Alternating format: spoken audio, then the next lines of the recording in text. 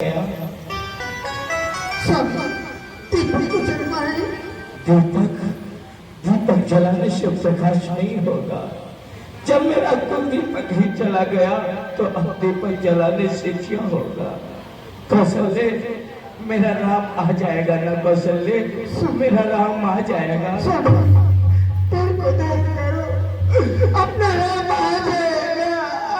मैंने सुमन से कहा था, सुमन 14 दिन तक मेरे बच्चों को वन में भ्रमण करा के वापस ले आना, और 14 दिन आज पूर्ण हो गए। संध्या की बेला हो गई, अभी तक सुमन तो वापस नहीं आया। क्या सुमन हमारी आज्ञा का पालन नहीं करेगा? मेरा राम वापस आ जाएगा ना? कौशल्य आ जाएगा।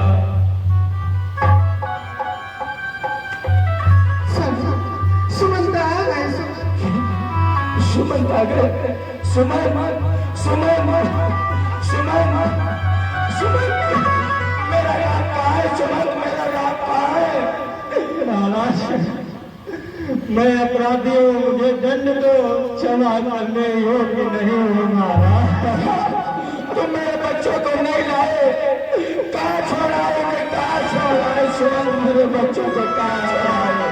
मैं क्या कहूँ, कहा नहीं जाता और बिना कहे मुझसे रहा भी नहीं जाता महाराज। महाराज, वो तो हमें छोड़कर गंगा पार चले गए। अब हमारी आज्ञा पालन करने वाला यहाँ कोई नहीं रहा। वो तो कैसे आज्ञा पालन करते चले जाओ सुमन। अब हमारी आज्ञा मानने वाला यहाँ कोई नहीं, इसीलिए आज राम को वापस सुमंत नहीं लाया। अब मेरे बच्चे राम, लक्ष्मण, पुत्री सीता कहाँ हो? रघुनंदन, तुम कहाँ हो? राम कहाँ हो? राम, तुम्हारे बिना अब जीवन भार हो रहा है। हाँ रघुनंदन, हाँ प्राण प्रीते, तुम कहाँ हो? राम कहाँ है? लक्ष्मण कहाँ है? पुत्र वधु सीता तो कहाँ है? अब तेरे बिना और नहीं जिया जाता। अब तेरा तो दर्शन नहीं होगा, नहीं होगा। कौशल्य, आज मेरे पुत्र राम और लक्ष्मण यहाँ नहीं आए, उनका वियोग दर्शन नहीं होगा। आज बहुत वर्षों पुरानी याद आ रही है। उस मुनि का साप याद आ रहा।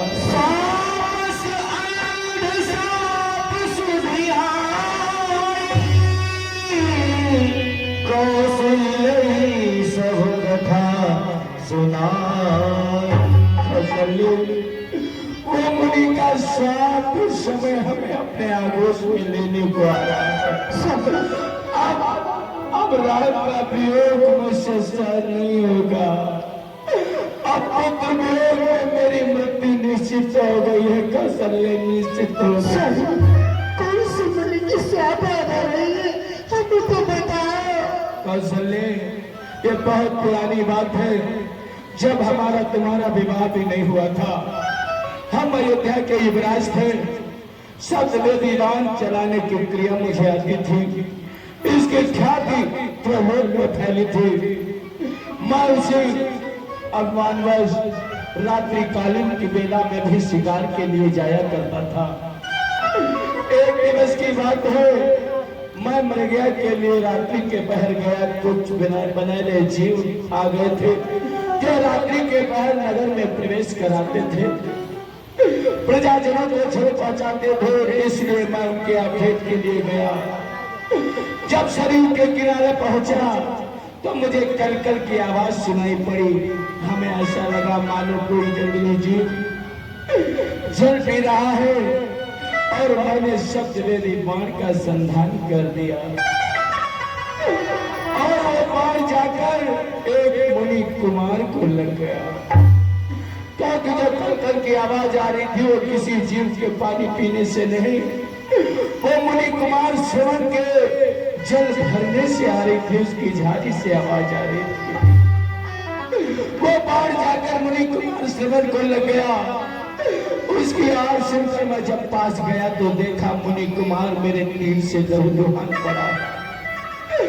मैंने उससे क्षमा मांगी तो उसने कहा, राजन तुमने ब्रह्म हत्या का अपराध तो नहीं किया परंतु बाल हत्या की, और मेरी हत्या के साथ साथ तुमने 3 प्राणियों की हत्या कर दी है। क्योंकि मेरे अंधे माता पिता जो कुछ दूर पर वट वृक्ष के नीचे बैठे हुए हैं वो नेत्रहीन है, मैं ही उनका सहारा था, और तुमने मुझे बाण मारकर मुझे मार दिया, इसे वो दोनों मर जाएंगे। जब मैंने उनसे क्षमा मांगी तो उसने कहा, राजन जब क्षमा चाहते हो तो झाड़ी उठाओ, मेरे प्यासे माता पिता को जल पिला दो। हमारी अंतिम इच्छा यही है, जब तक मेरे पिता जल न पिए तब तक मेरे मरने की खबर उन्हें मत सुनाना। मैं झाड़ी लेकर मुनि के पास गया। मुनि शांतनु पर बैठे थे, देवी ज्ञानवती जो प्यास से बिलख रहे थे। जब मैं उनके पास गया, बिना बोले जल देने लगा तो उन्होंने कहा कि पुत्र तू बोलता क्यों नहीं? जब कुछ न बोला तो उन्हें संदेह हुआ, तो उन्होंने कहा तू कौन है? मैं झूठ कैसे बोलता, रानी झूठ कैसे बोलता?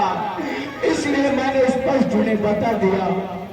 जैसे ही मैंने उन्हें बताया तो उस मुनि ने मुझे श्राप दिया, रे पापी आज तेरे कारण हमारे पुत्र की हत्या हुई, जिसके साथ साथ मैं भी अब जीवित नहीं रहूंगा।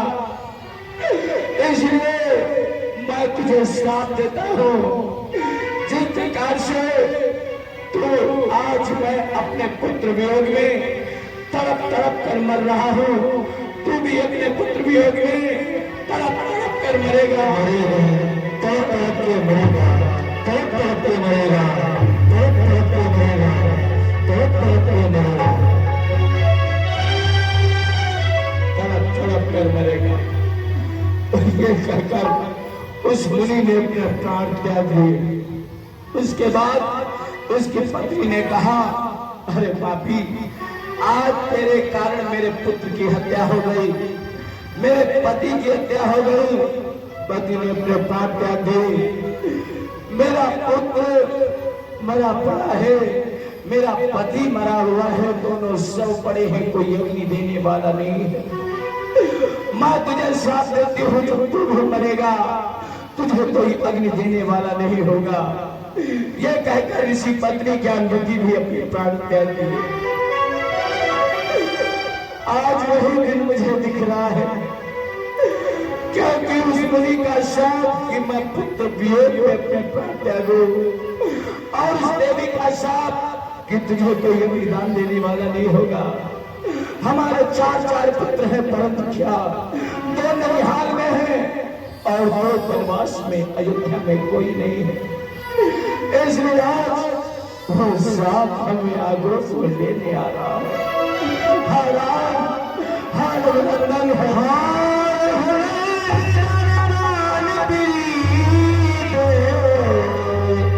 तुम बिन जिए बहुत दिन बीते,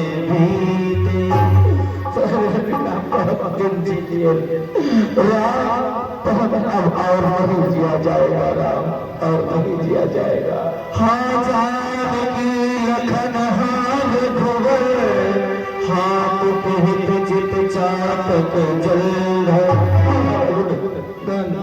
हाँ लक्ष्मण, हाँ पुत्र सीता, तुम कहाँ चले गए सब?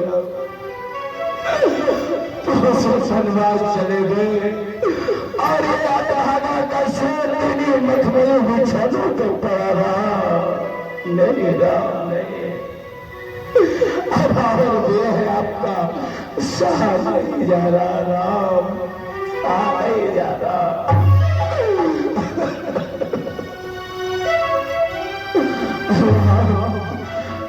तुम्हारे बिना नहीं रह पाऊंगा राम, राम, राम।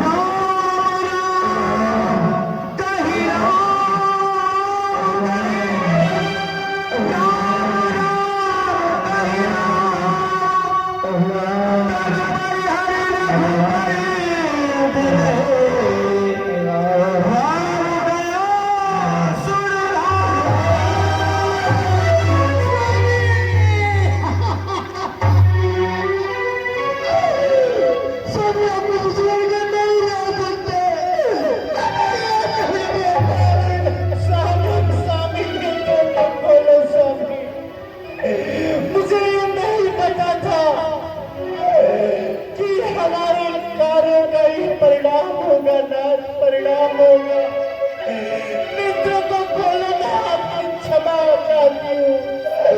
हे विधाता, मेरी स्वामी को लौटा दो, स्वामी को लौटा दो। मैं अब किसके सहारे रहूंगी, किसके सहारे रहूंगी?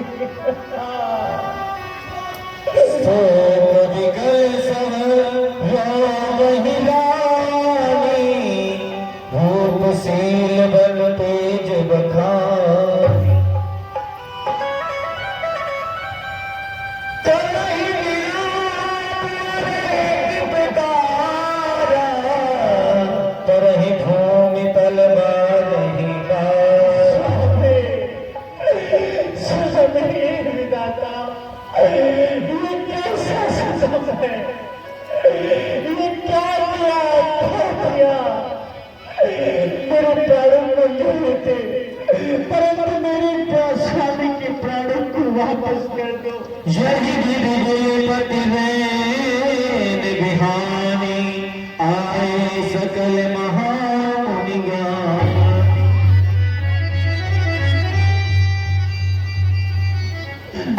राजरानी, अब रोने से क्या रखा?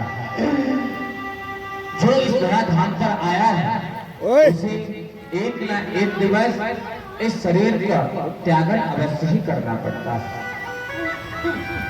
कहते हैं जो विधना ने लिख दिए छठी रात के आए, राई घटे न तिल बड़े रहो जीव निसर। रुदन करने के कुछ नहीं रखा, इसलिए क्यों ना महाराज की अंत्येष्टि क्रिया करवानी चाहिए। और वेद और पुराण ऐसा कहते हैं कि अंत्येष्टि क्रिया पुत्र के हाथों ही होती है। और इस समय 2 पुत्र वन के लिए जा चुके हैं और 2 पुत्र अभी ननिहाल में हैं। इसलिए हमारी आज्ञा है क्यों ना यहाँ रुदन न करके अब मंत्री से कहकर के शीघ्र ही भरत और शत्रुघ्न को ननिहाल से बुलवाना चाहते हैं। तब तक महाराज का शव तेल की नौका में रखा जाए।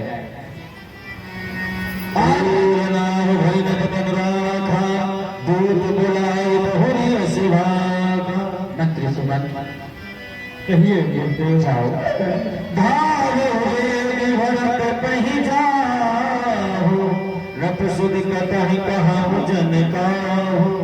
जाओ भरत के पास जाओ और यहाँ पर वृत्तांत तो नहीं मत बताना। यदि तुमसे पूछे भी तो बस इतना ही बताना कि गुरुदेव ने तुम्हें याद किया है, शीघ्र ही तुम अयोध्या के लिए चले। जैसे आज्ञा गुरुदेव। प्रणाम गुरुदेव। जाओ शीघ्र ही भरत को बुला कर आओ। स्वामी